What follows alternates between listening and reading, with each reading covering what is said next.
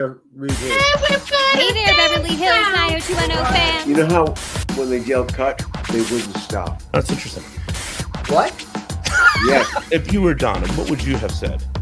I said, A waitress rather call the police, and she was mistaken 90210 for cops.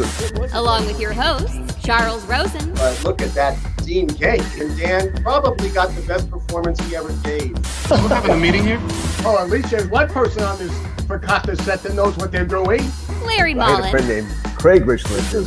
There was still cocaine around and stuff. I always remembered him. I just kind of thought I would honor my coke dealer. Get out of here! Pete Ferrero, Here's where I learned it. It's possible Claire would have gone out with me. that was your so takeaway. sit back and relax because it's like totally time for the Beverly Hills 90210 show. Just hold on to me tonight.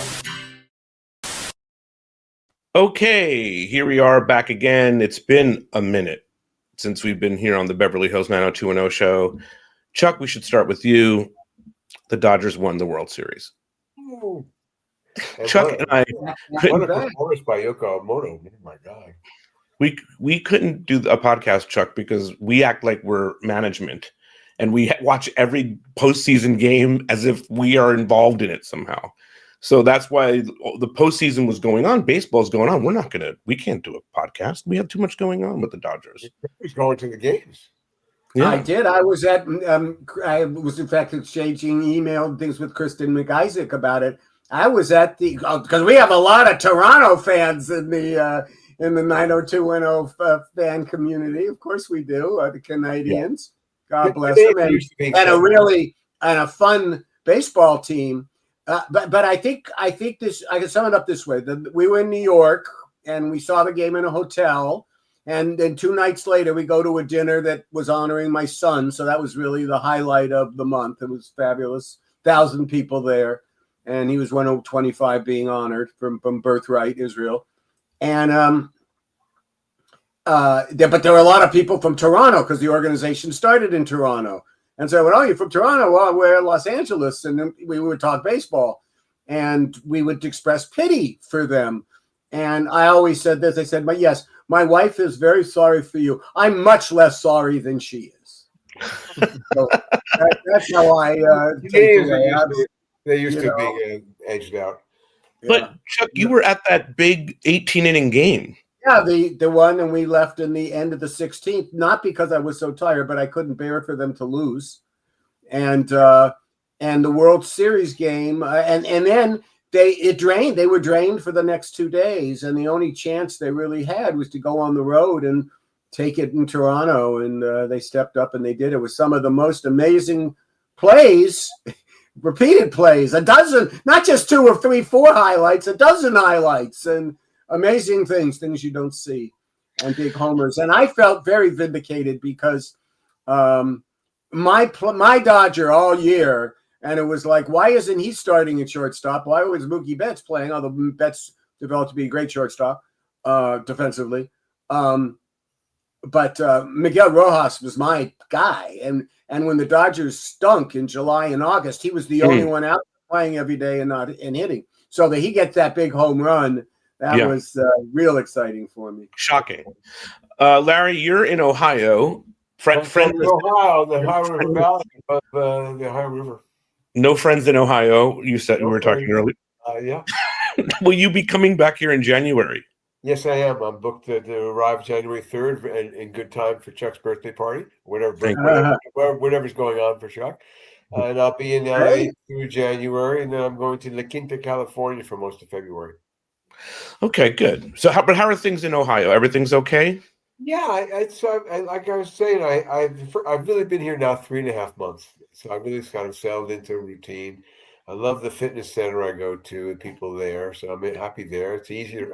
I've got a great office to write in, and I've got the kid August John, my little nephew. We've got some dedicated caring for him time with my wife a couple of days a week.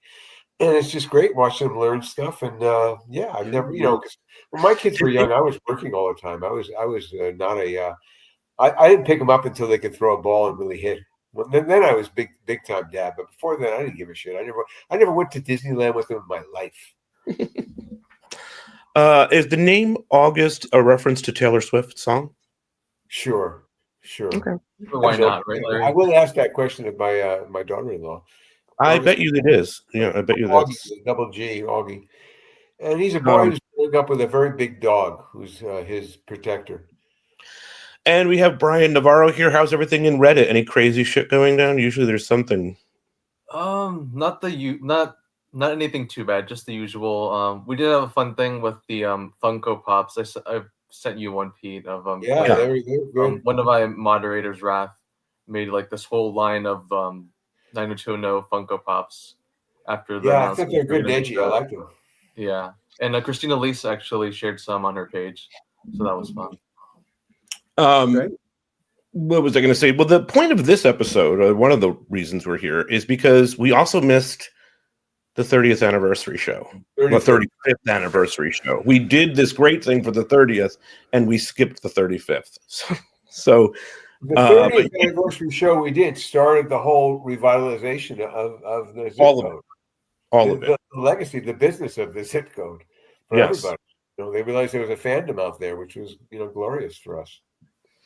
But Chuck's I stepped in the vacuum because as some of you know, and support, which I really appreciated, I've been writing a newsletter for all of 2025 and putting one out every month. And there we were in October. So I got the idea, and I'm planning out, what's going to be in this edition, what's going to be there. And I realized that it was our anniversary. And the way I communicate with various readerships is by what their interest is or how they connected. So a lot of people who may have gone to my high school or are from Beverly Hills in Los Angeles, they've got one, and then follows the 90210. Anybody I know through 90210 is in that one. And I reached out to that group and asked people to express their feelings about the show in the 35th. And I'm using the zip code right now and I will put it in the introduction that I still have to write for the one that's coming out after Thanksgiving.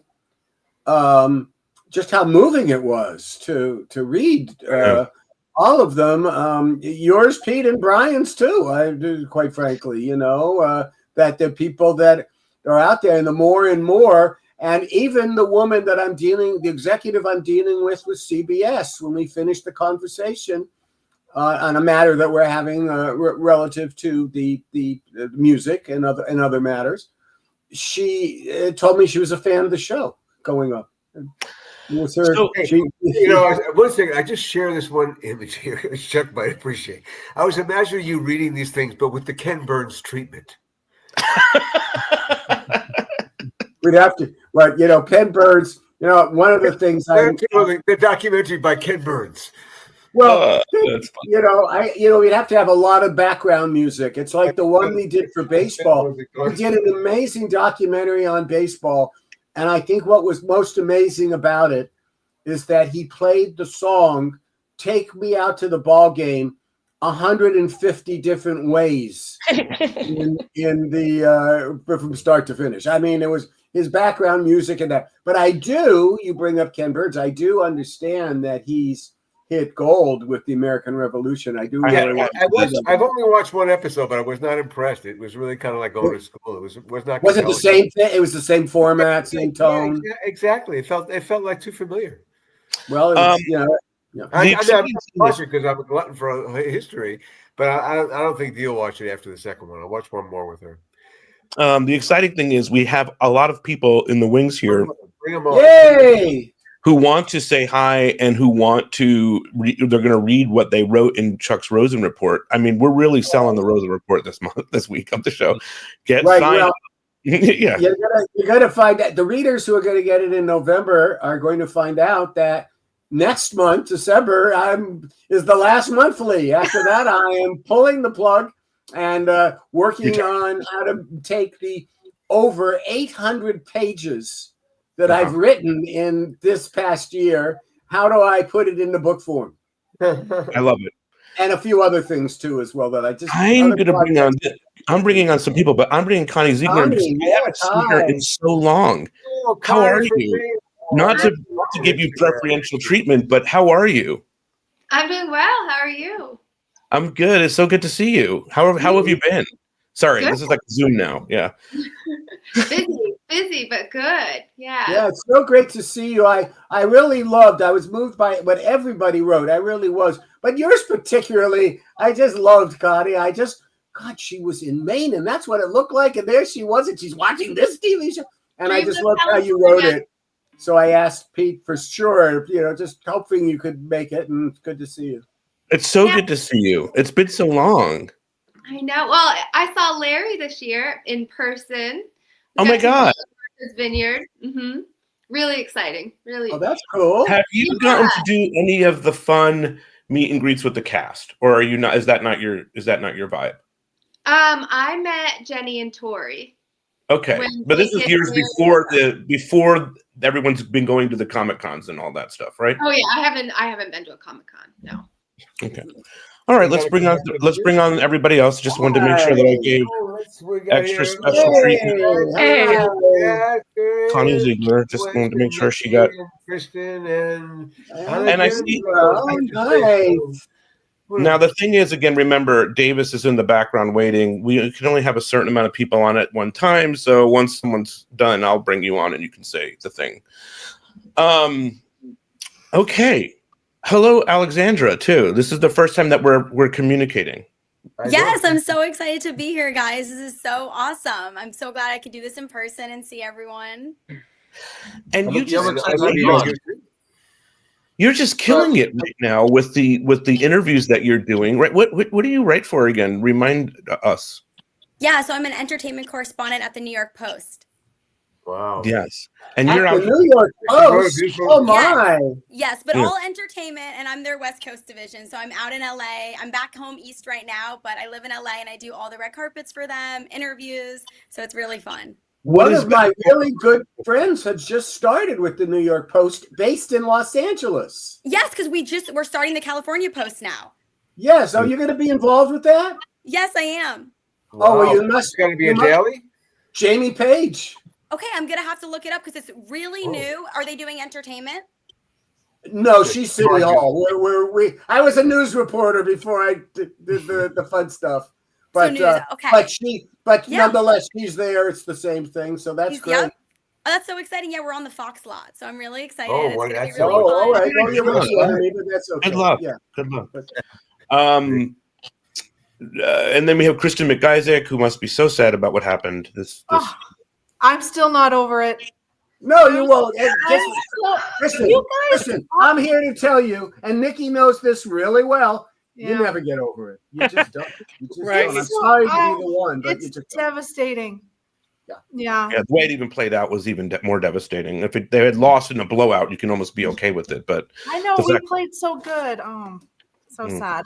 Well, it's spectacular. You'll make all the historic Pictures films. were all really gassed. Everyone it was a hard series on the pictures. There was just too many innings. And then we have Nikki here with us, who's guys. the total How are opposite. you? So excited that you lost. So happy. Went to my first postseason game, NLCS Game 4.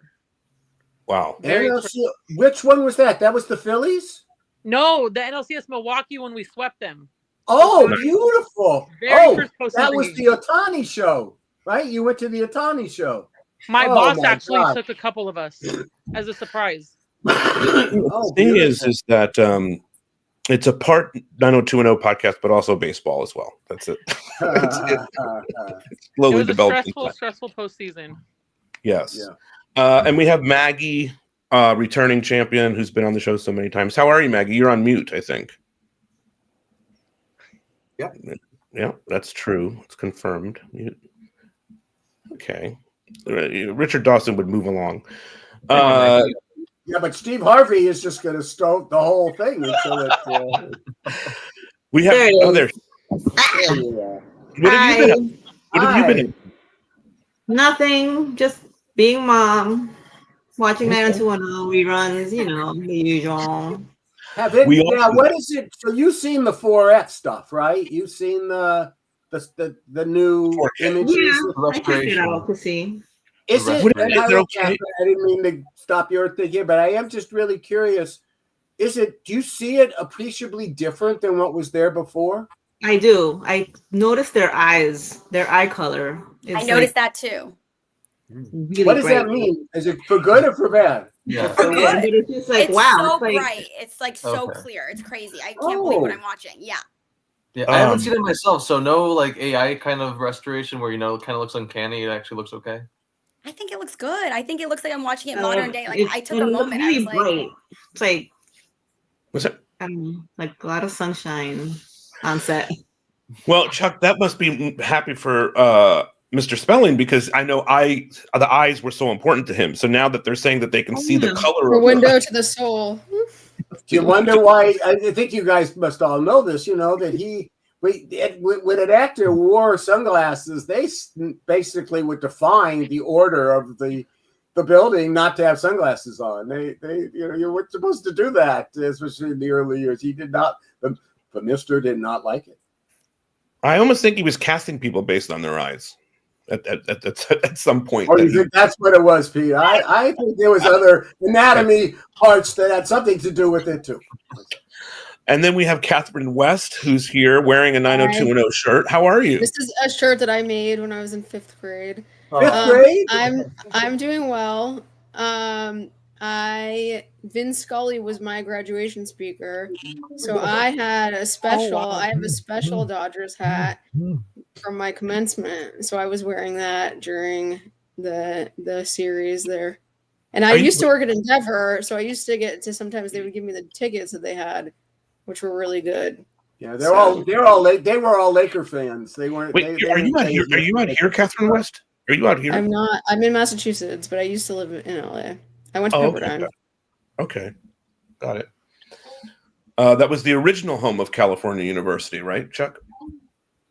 You know that, right, Catherine? That's where Mr. Spelling wanted to do it. Well, I know. Yeah, I know that Stewart. They said I did a semester at Pepperdine, but yeah, I'm not surprised they let Zoe 101 film there. But I guess, Right. I guess No, they had it out. You guys kind of know my sensibilities, and I just wanted it to be a state school, and that place did not look like a state school. You know, I just didn't want it to be. So Fair I enough. think I we think it should worked out for the let everybody read the things that they wrote in the Rosen report about how they got into this, what 90210 meant to them, whatever it was, and if they want to, Yeah, you don't have to read the whole thing if you don't want to. Just a passage, whatever it would be. It was just a really, as we started out, it really was moving to read everything you guys wrote and more. And by the way, in my deliberations with CBS, many of them have been sent to them to finally say, why don't you don't even know who watches your TV show or what they think. And in the business decisions that you make that are constantly wrong. Anyway, that's okay. I shouldn't say that, Alexander. Just know, not on the record, and it's constantly could be better. Could be better, not wrong. There's no right or wrong. There could be better and best. Right. It could definitely be better. Maggie's also wearing a 90210 shirt. I wanted to just add that. Yeah. And I have a that's from the merch store. Yay. Which one's that? This year? Is that a new one or is that last 24-20? No, this is this year. It says back to back. Good for you. Yay. Yay. I can start a new one.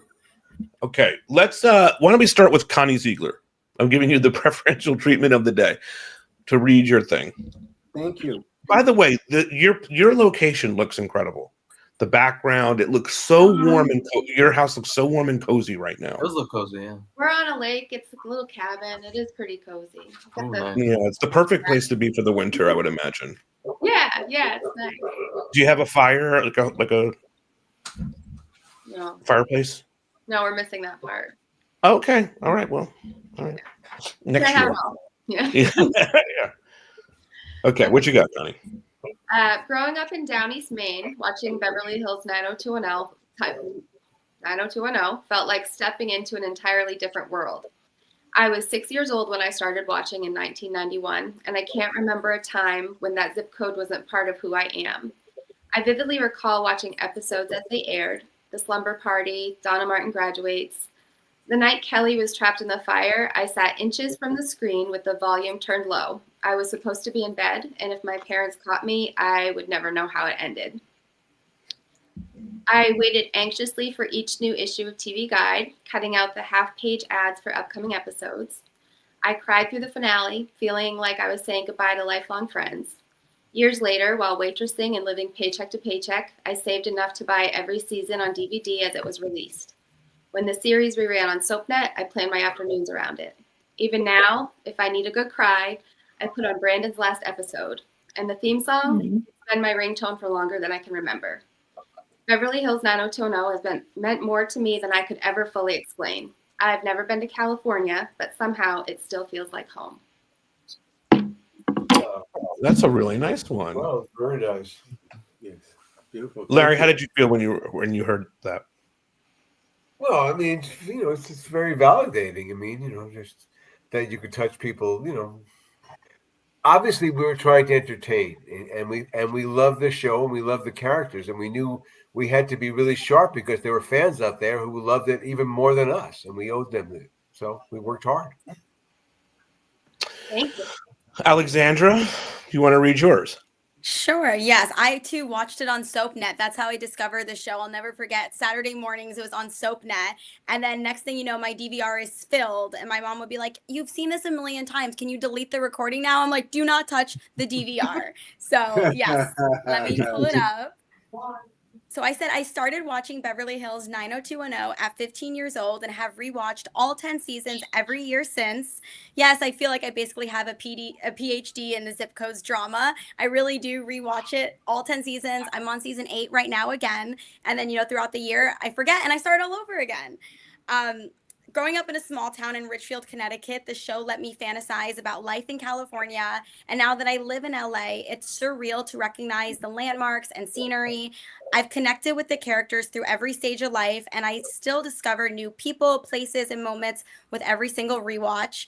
As an entertainment correspondent, getting to interview Tori Spelling was such a highlight for me. She was on Dancing with the Stars last season, and I ran right up to her. It was my first interview of the season at Dancing, and she was incredible. Of course, sadly, she went home that night. It was the first one, but she was a gem to speak with. And yeah, now I said in this moment, I was about to start season 8 for the upteenth time as we speak. And now I'm like into season 8. So it's truly my forever favorite show. And I thank you guys, Larry and Chuck, because you created a masterpiece. And I don't know what my life would be without 90210. It's my favorite show. And I teared up reading everyone else's. I was like crying. It was just so beautiful hearing so many people also connected and feeling the same way about this show. Mm-hmm.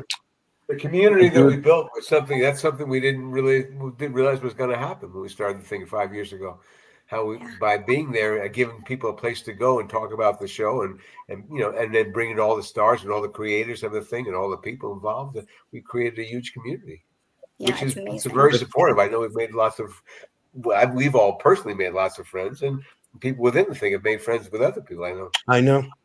I do agree with what you said, Alexandra, too, about always being on the East Coast. What's the East Coast for you? Are you New York or? Yeah, I'm in Connecticut. I'm right on the border of New York. I live in Richfield, so like right near Westchester. Okay. But I feel like when I would watch 90210, I always dreamed of being there, right? Like that was California is 90210. And being 100%. Out here and going to the Apple Pan with Chuck or these sort of iconic places, it is a thing, isn't it? Right. And seeing Larry and Chuck's name like on the show, never in my wildest dreams did I think of the names I would read, every day for like 15 years. And I would one day be on a podcast talking to those people whose names I saw flash across the screen before Spelling and Dookie Vincent. I mean, it's amazing. And all the locations too. I watch so intently the opening scenes in 90210 where it flashes to all the spots, and I'll pause it and I'll be like, I know that. I've been there, drove by that house. Chin Chin is right there on Sunset. Like, I love it. Oh, I totally agree with you.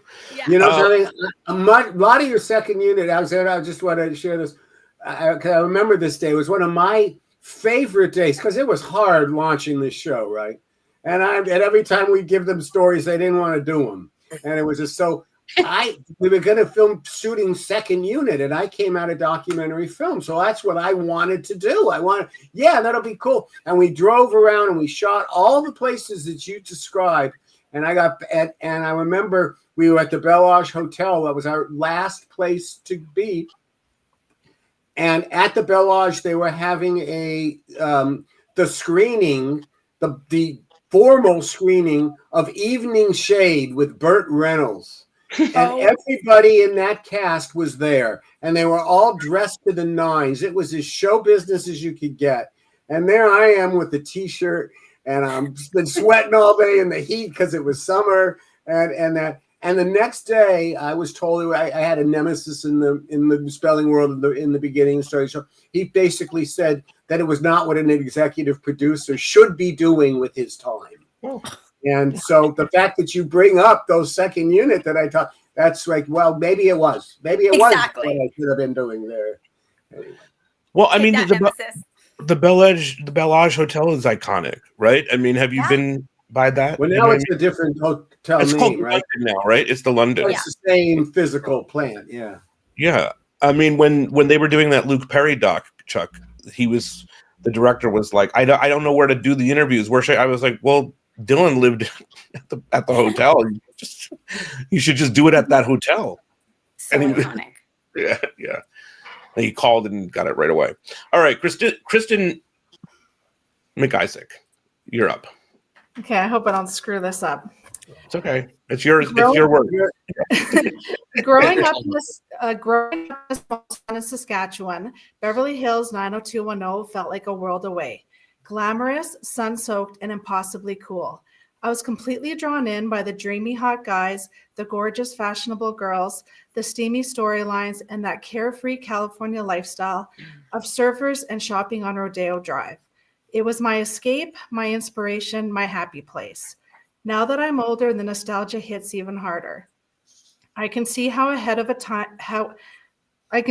can see just how ahead of its time the show really was, tackling real issues beneath all the glitz and glam. 90210 will always be my favorite, and the friendships it has sparked brought lasting joy and unforgettable bonds. Thanks to the best podcast ever, it's been surreal to connect with Chuck Rosen and Larry Mullen, legends behind the scenes who now know I exist. I follow all the stars on social media, cheer on their projects, and still have to pinch myself that I've met them and shared real-life moments with them in person. Happy 35th anniversary to the show that shaped a generation, and thank you, Chuck, for all your hard work. You made my teenhood and now adulthood so meaningful, fun, and full of amazing memories. And as a proud Canadian, it was extra cool that the main star, Jason Priestley, was one of our own. Brandon, Brenda, and me, class of 93 forever. Oh, I love that. Yeah. I love that. Yeah, that was nice. Now, Nikki, you didn't write one of these. I did, but I forgot to submit it. I think I was so consumed with Dodger baseball. But I understand completely. I was really consumed. Like, it was stressful, but yeah, I did write something before. Okay, well, go ahead. I'd love to hear it. Okay. Sure, thanks. Yeah. Sorry that I didn't submit it. Like I said, I was. That's great. That's great. You can submit it now. I'll put it in. Okay. The very last one I'm doing is December, and I will definitely give it a spot.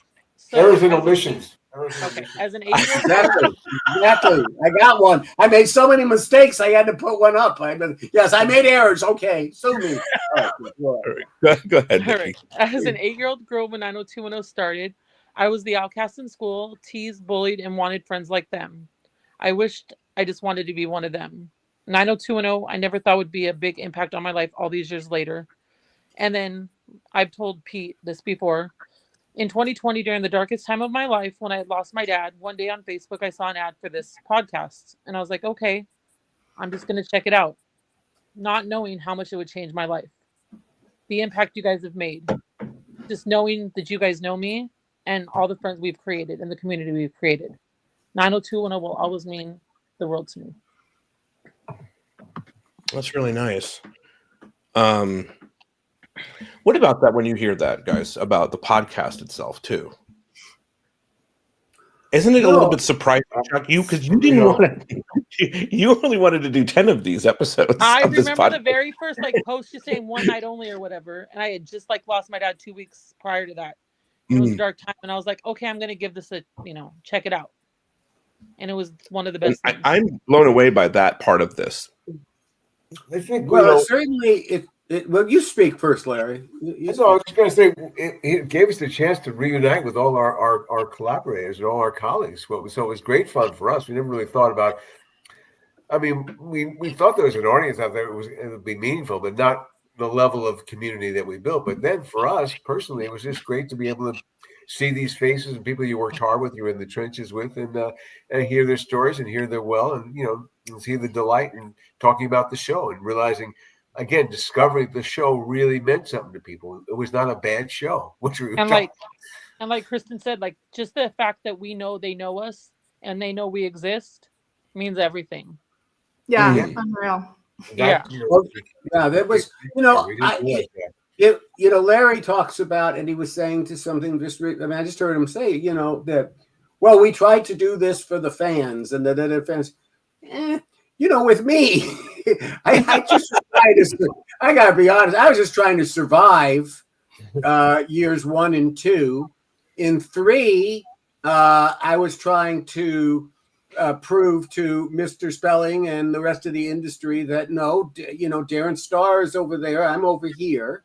So I had something. There was always something going on. And then when we and I want to read what my friend Sandy Gruschow, who was the president of Fox at the time, became the president of Fox, wrote about the show because, the battle to get them not to be permanent high school students and move on with their lives was one that I found myself in when we had to repeat a year, and they looked kind of ridiculous by doing that. We didn't have to do that, but we did.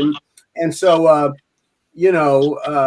to make it to have all of that and then pull together and realize that you made it for an audience, but it wasn't just theoretical. They're real people, and they're my friends, and they're here, and they know me, and I know them, and there's a wonderful song by Harry Nielsen about a guy who goes to the show and the fans remember his name and he remembers their name and I remember hearing that the first time at 16 years old and thinking, well, someday I'll be 70 and maybe I'll think something like that, and there we go. So I just removed Maggie for a beat so that we can have Davis finally join us here. Hi, Davis.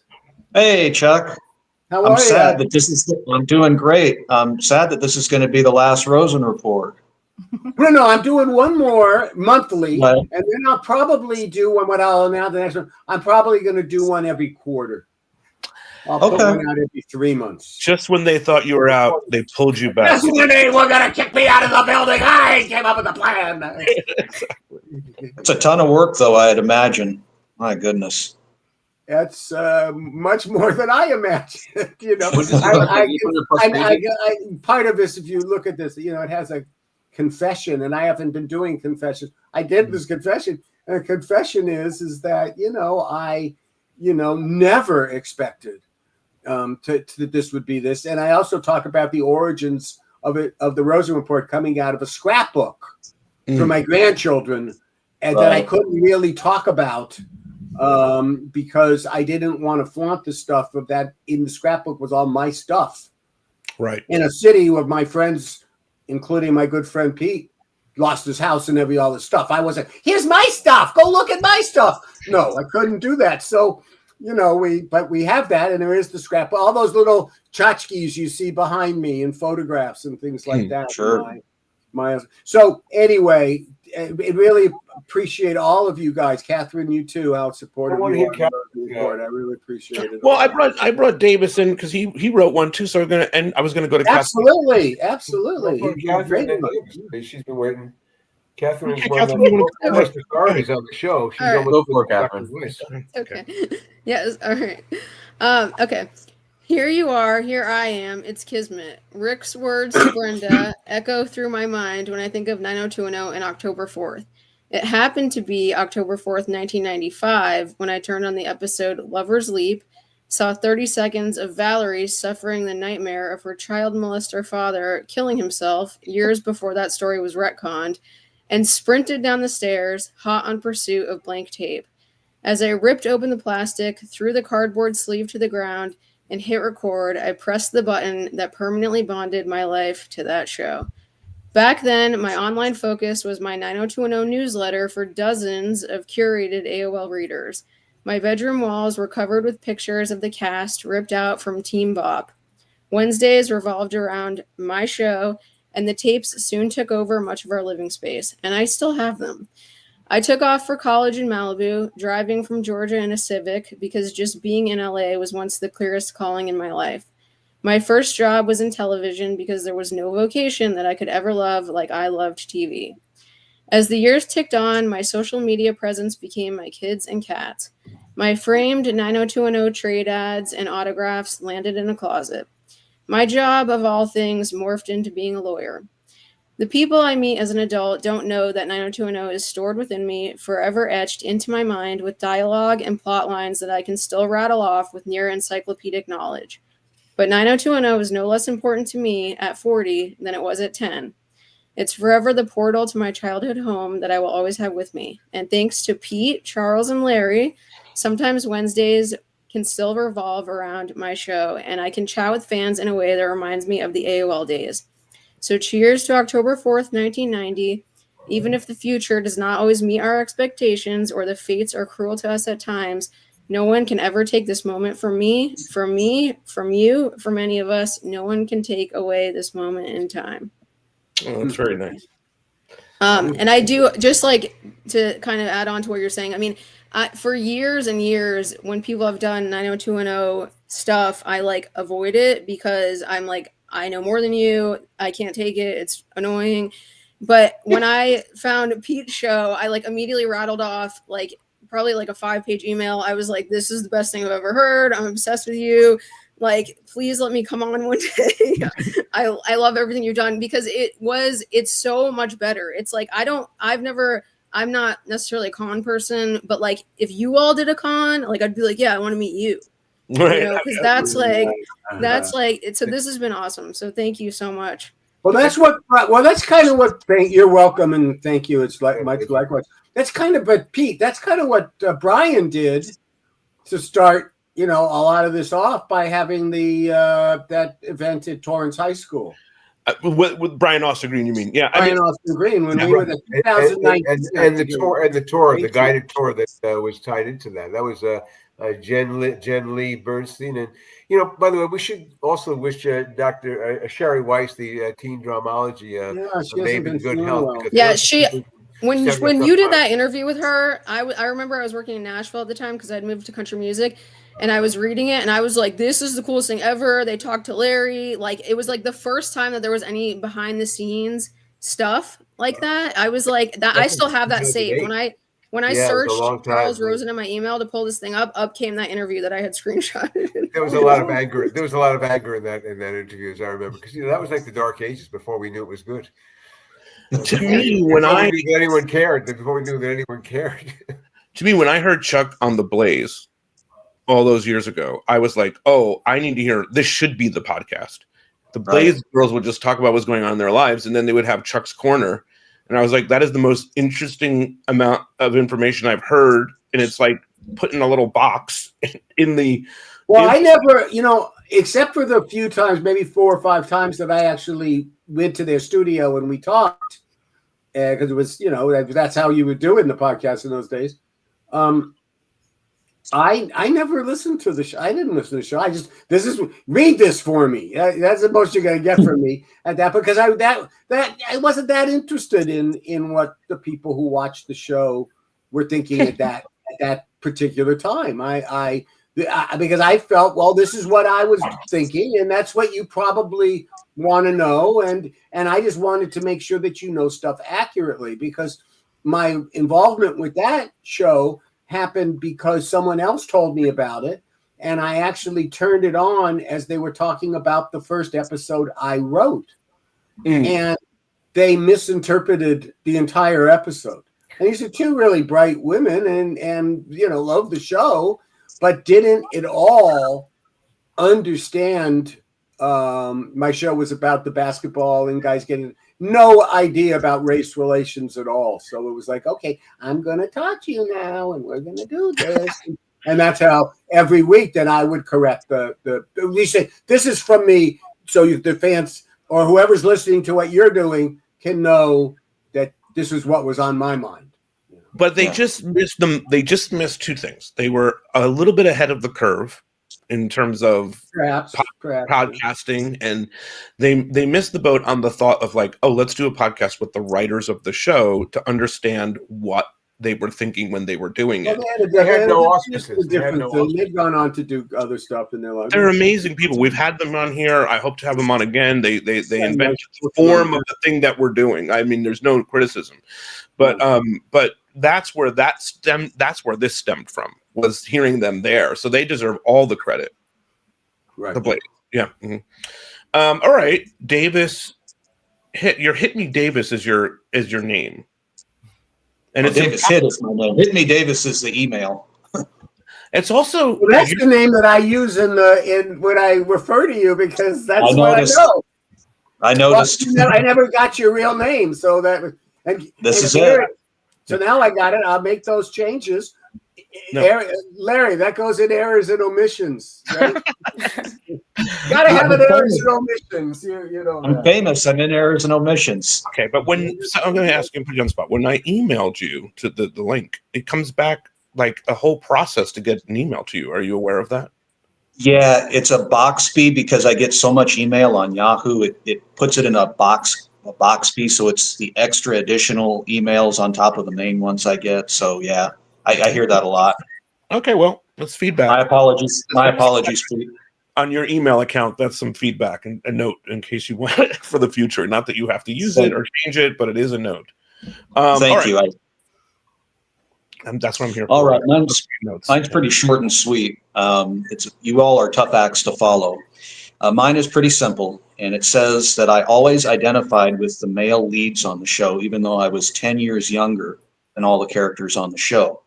I was class of 2003, of course, West Bev class of 93. So to explain, I had a little bit of Brandon, Steve, David, and Dylan in me, all of them. The only difference is I was about 800 miles north on the Oregon coast. And of course, in the early 2000s, we had the internet. It was very prevalent. Wasn't in the early 90s on 90210. And you had that been the case, and you had chat rooms at that time for that show, that would have opened up a world of more storylines. Who knows where it would have went? But that is mine, very short and sweet. Mm. Well, I mean, inevitably, though, there was we did use the internet. We did use the internet. Someone reminded me for the rave and the fire episode. Season 5, yeah. They post in because it wasn't an internet, by the way. It's an intranet. Wait, that's right. What was Adelphi? Adelphi was the internet. Steve posts to the women seeking women chat room to invite them to the rave. That's why there's. But before that, Claire was trolling in the Rolling Stones episode. Yes, where she flames people. Season 5. The first time we used it, because basically Fox also owned Delphi, which was an ISP. That's right. A dial-up, so we had some quick product placement, which is why we got into the Rolling Stones. We happened to be there that day that they got consummated, that the Rolling Stones deal. I'm sitting across the room from the executive who just hung up the phone, and I just said to him, "That's mine." You know, we're doing that show. Nobody. It's so interesting to it. I'm only here because you did that episode. Like went and watched that episode because I wanted to. And just for you to realize the degradation involved. This was 1994. We've already done a year in college. This is the next year in college. I had to start the year telling the head of the business side what episodes we're planning that may cause them trouble. This was a Barry Diller thing, right? And it was very interesting to read in the Rosen Report. In fact, Alexandra, you definitely should look up a previous edition, or I'll send it to you. I'll find it's the one where I review his book, and he was loath. It's a fascinating book, and Barry Diller's the brilliant man, but man, he did not want to talk about his Fox years because he was really not the solution, and then he left. Okay, but in Paramount he was an ABC. Oh my God! But but the Fox years were interesting. But at the Christmas party, the people, I was under contract with Fox then. You lined up and basically you kissed his ring. You walked down, yeah. You walked in I'm just curious. We didn't get to it. God bless him. He really understood a lot of things. He was good. Diller, he's a smart man. We have Bryan's, myself, and Sandy Grushows. Do you want to read Sandy's? I want to read Sandy's, but first I just want to know, because I'm curious about it before we go. Catherine, what kind of law do you practice? Oh, good question. Oh, I'm a wrongful termination lawyer. So if somebody was fired wrongfully, then I sue the company. Oh, and nobody sues anybody in Massachusetts, though, do they? I do, but I'm not just in Massachusetts. Oh, I'm throughout New England and New York. So I have a broad net. But yes, exactly. There's always, so if anybody gets fired and you live in New England or New York, call me. This would have worked great for that character in season 7, Larry. She could have repped Mark Reese when he got fired from Well, yeah. Dalton James. And also Jamie Walters. She could have repped. That was his name, yeah, Jamie Walters. Brian Navarro, do you want to read yours? Sure, I wasn't planning to, but I can go ahead and do that. It's a bit of a long one, but I'll try to. Long ones are okay. Get through it. You want me to do Sandy's first? Because yeah, you're right. Chuck wanted to do Sandy's. Yeah, let me do. Sandy Grushow is the president of Fox Broadcasting, and he's. I went to Beverly Hills High School. He went to Beverly Hills High School. I graduated in 1970. I think he graduated 79 or 78, some other time. But anyway, this is what he writes to me. You always have my respect and gratitude. Guess I've been dragging my feet since I don't feel as though I have anything new to add to what we've discussed during my 2 to 3 podcast appearances.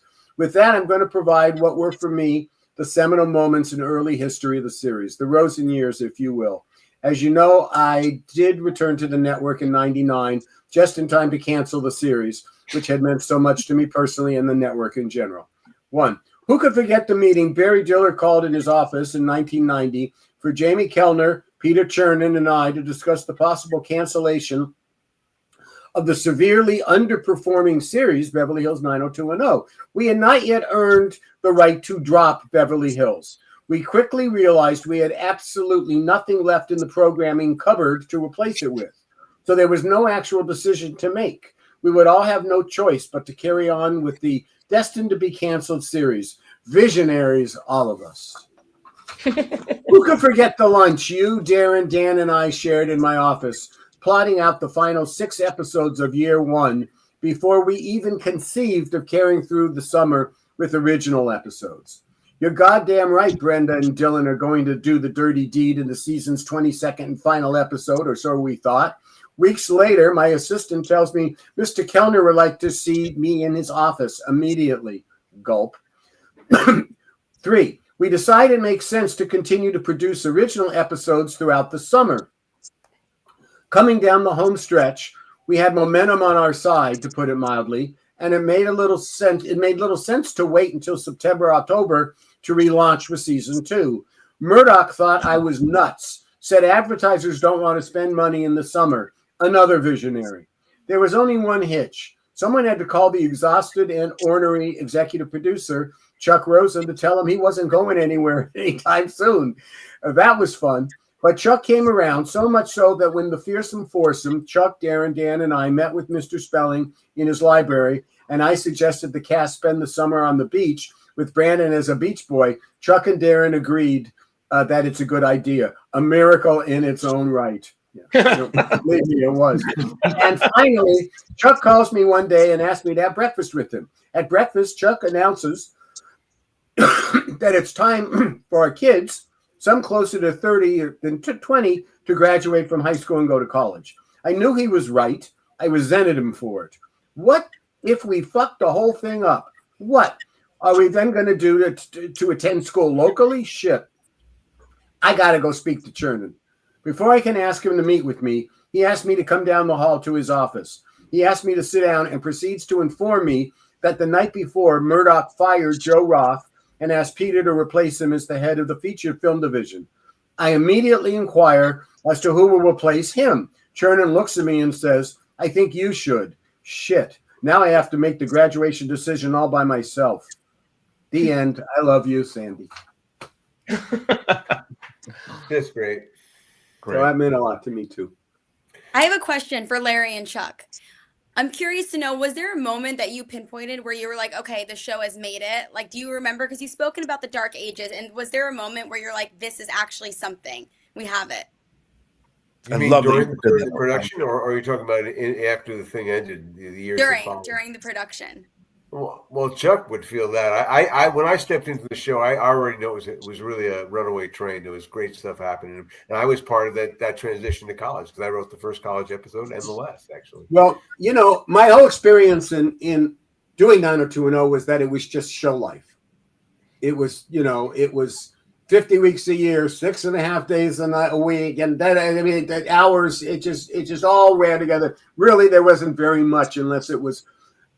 We really made an effort. There wasn't much casual use of my time. I'll put it that way. Even though I had a daughter, I was active in her world and coached her basketball team at the Y in season 5. So I made time for life, but I really didn't have much of one at all. And I remember the man that Sandy was number one, but the head of the current department was a fellow named Dan McDermott, who went on to be the president of AMC. I think he still does things, and he was a terrific guy. We worked very closely. He was also about a decade younger than me. And he called me up, and I know this is going to sound kind of crass, but it just was it. He said, "You do aware, Mr. Rosen, you're going to be a rich man." And that was the first one. You mean we're not getting canceled? And then 3 months, and then 2 months later, Aaron doesn't pick up my contract. So it doesn't matter. This is what I'm going to tell you, Alexander. It doesn't matter what they say. What do they do? Right. So you have to sustain a hit. Once you have a hit, then there's then the pressure's on. Yeah, right. Then the pressure's on. Then the pressure really starts. Well, I think you guys know. I think I've talked to you about it, but in terms of the writing of stuff, I mean, I was really blessed because I would go to sleep. We'd have some significant script problems, and I go to sleep, and I had this ability then just to wake up and still do a little bit with the Rosen Report. I just wake up and we would do it this way. This will work itself out.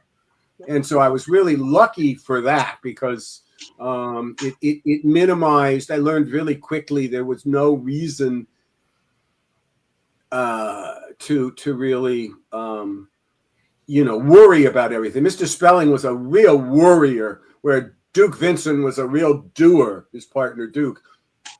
Duke was a better way to go. What can we do to fix them? What can we do this instead of worrying about it? I remember watching, this is a true story, watching dailies maybe the second time with Aaron Spelling. And Bethany Rooney was the director. And he didn't know Bethany Rooney. And he was really worried that I hired this young woman with credits of St. Elsewhere, excuse me, but, that I knew and was talented young woman. And look, she's 30-year career. She's great. You won't seen her on the podcast and things like that. And we're watching it, and they used to bring it back, and they would give it to you in reels, and you'd watch them, and they were in order. But what you'd also always get are camera reports. So you could see what you shot. And he's petrified that she didn't do a close-up. And I'm going, but Mister, it's right here. Here's the show. They did it. It's right here. You can look. You can read the camera report and know that they did it. Larry, that took 20 minutes to get him through that nervous little head of his. That was, you can just look at this and and now I'm seeing it on the screen. But he was probably still nervous that it wasn't going to be there for some reason. Yes, the lab. He's seen it all, of course. He was. He used to watch dailies on a big screen. He was used to watching dailies on a big screen. Before the that is true. We used to go to a theater and watch. But Larry, I want to go back to what Alexandra asked you, because you made an interesting point that you have to sustain the show. And so there is a moment where you might have to think to yourself, we're okay. We're going to be okay after people left the writing room and all this stuff. Chuck, basically. Yeah, well, I mean, doing the 32 episodes, you really didn't have time to kind of really be afraid. You just had to get the work done. Yeah, because you had to break a lot of story, and all the stories, again, it was like manufacturing, because the big stories, the big story arcs had to climax during the sweeps period. Those are the Moneyball periods. So it was, and logistically, once we get into the double ups, it was even more like, this like a bit, I guess there was no algorithm for this at that point. We were had to basically really making have an algorithm. Yeah, you had to have the ability to be able to conceptualize storytelling in theoretically in the future. How many episodes is this story going to take? Chuck would always ask that question. We can do this story in like 4 episodes, so that's 4 episodes for that story. You're building modules. I love that. But as far as Alexander's question, yeah, I mean, I think there's great moments of satisfaction when people that and really care about and respect. Like the head of NBC Network at one point said to me, "That was a great episode last night." I mean, that to me was really special. That was Warren. That was Warren Littlefield. And you remember what episode? But then again, you got to go. We got to fill out tomorrow. You got to do more stuff. So, and you got to keep the quality up, and that's the important thing. I think. Sorry, do you remember what episode that was that he said that about? What episode? Yeah, that was the Dylan the death of Tony Marchette. Yeah, Dylan, that was a good. It did a big number because he was impressed. And our kids knew each other. We were playing flag football. He took me aside and said, "That you're doing a great job with that show." Oh, and we always liked Warren. He of course was our executive. Love Warren. Chuck and I Wind Down Water show, and we were in Hawaii, and Warren got fired at NBC, and next thing you know is our show, and we got fired the next day. Yes. Oh my God. But Warren did all right. He wound up being part of executive Fargo all those seasons too. And MGM, he does great stuff with those guys. But he's the guy. It was a time when they picked up Wind on Water. Business was still doing well, but it was you knew something was in the air. Things were changing. The network world seemed to be eroding a little bit. It was becoming very conservative in the money. And with Warren, it's like, well, we're going to an after party. Come on. And that's, Warren liked to have fun. And that was the one thing that was at the end of the late 90s. The 80s and the 70s were a lot of fun. We were the last Saturday night primetime show because they decided after we got canceled, don't watch TV on Saturday. No one will watch TV on a Saturday night. Repeats or game shows or the WWE. Right. Football. This is why I need the Rosen Report. All of this Hollywood tea. Like, I live for the Rosen Report section. I'm learning all of these things about the 90s, all this tea from Hollywood. I live for it. I need it. It's so good. I've learned so much, Chuck, from this Rosen Report. Like, I love all of this behind the scenes. That's great. Well, we'll keep in touch. I promise you. It is coming to an end.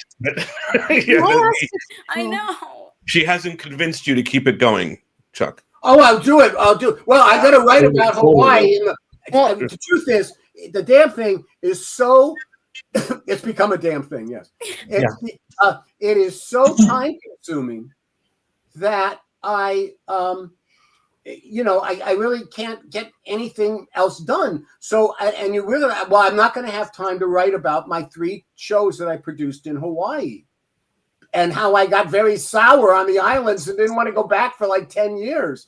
Here are the 3 shows, and I'm going to tease it, but I'm not going to write about it till the 2026.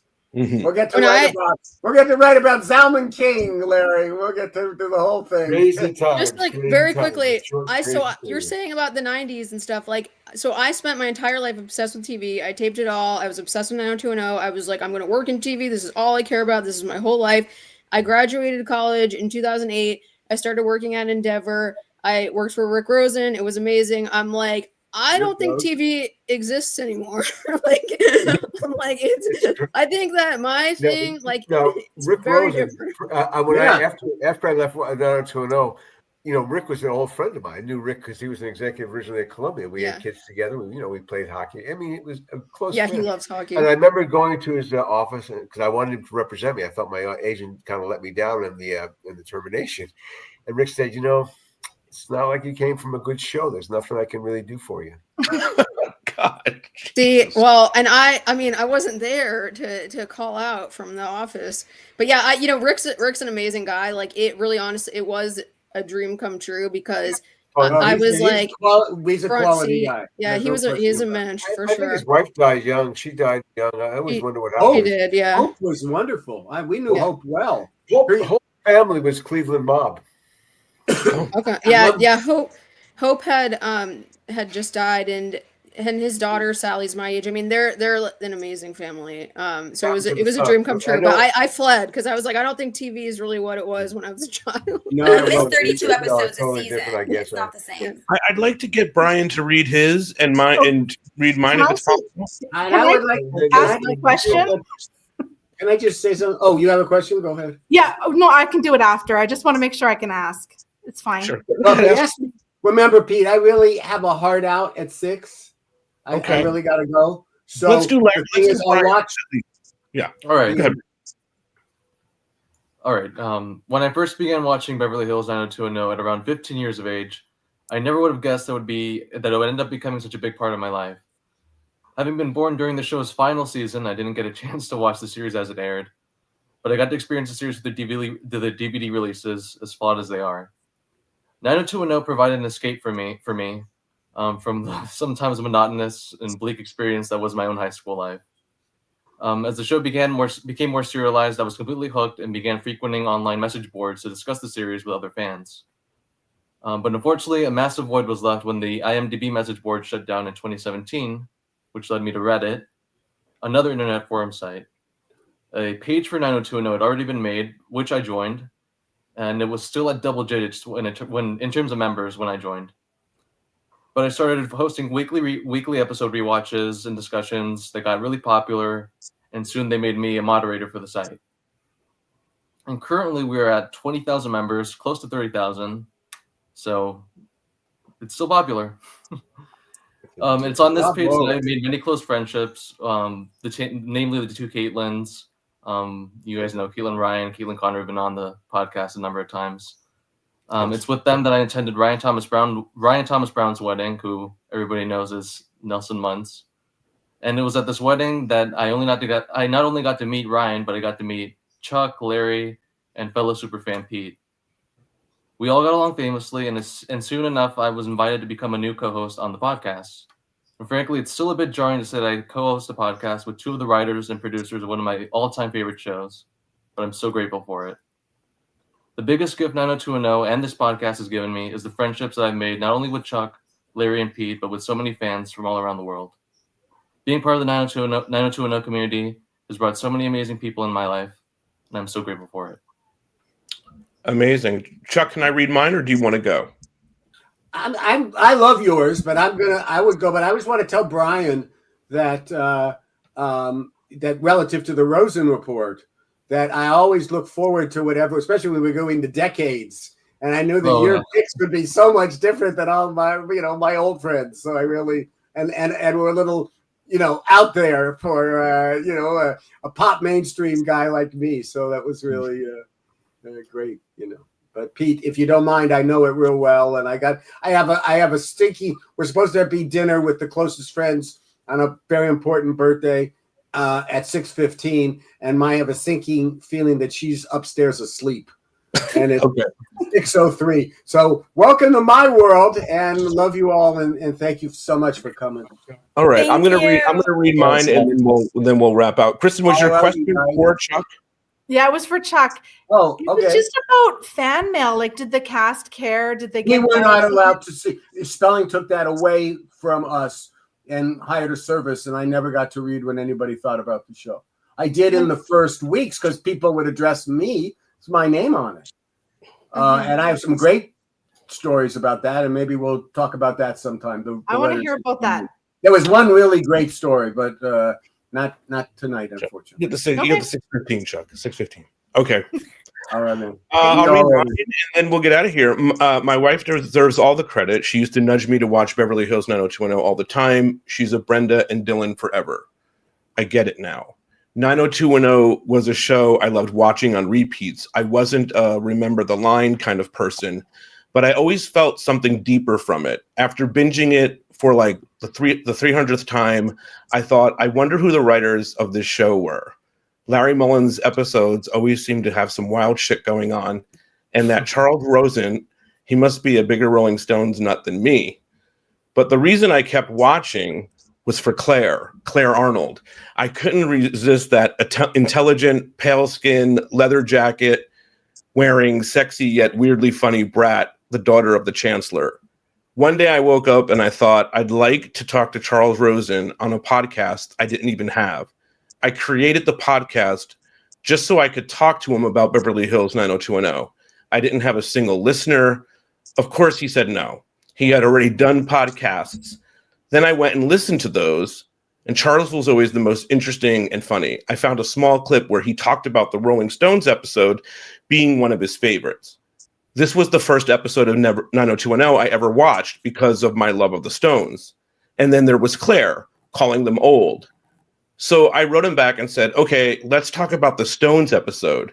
Stones fans always need an excuse to talk about the Stones. He said yes. Then the pandemic struck. I was home live streaming, podcasting.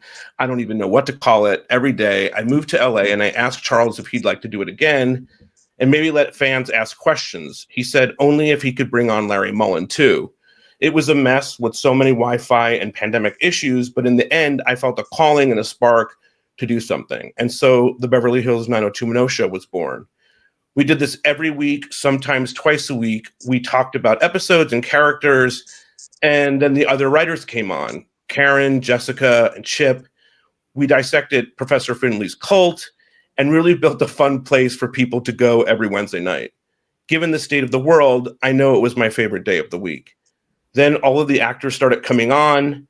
Then we did a super show reuniting the cast. Then Larry suggested, why don't we bring on Kathleen Robertson, Claire Arnold? She made it impossible at first. Knowing her now, I have no idea how she ever even agreed to do it. It's not her thing, but she did. An entire community of fans became friends with each other, and it became something so much more than a place to talk about 90210. Charles and Larry have become two of my dearest friends. Both have become mentors. They really have shown me the ropes in all of this life stuff. Dodger games with Chuck, concerts with Larry. It's really been a dream. I've had a deep conversation with Jenny Garth under a tree. I ate a pizza with Tori Spelling. I grabbed beers with Bryan Austin Green. And incredibly, Kathleen has truly become vitally important to me. The community of other fans and friends got behind me during one of the most challenging times of my life during the Eaton fires and helped me to get back on my feet. And all of this kind of started because one morning I woke up and thought, Larry Mullen's cocaine episodes are wild. And Charles Rosen's Dreams of Dylan McKay is on another level of thought. And I need to ask him about it. That is mine. Wow. Okay. Outstanding.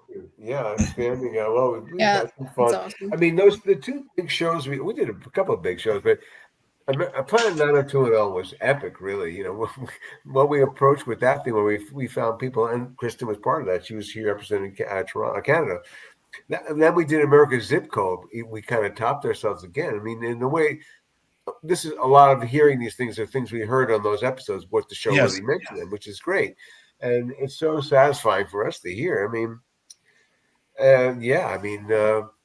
we're probably due for one more of those big events, aren't we? It's been great getting acclaim for the show. 35 years later, it's good. But even though then, I mean, we knew the show was popular because people wanted to know what was going on. I mean, in our little inner world of my relatives, can you give me the script? Just let me see.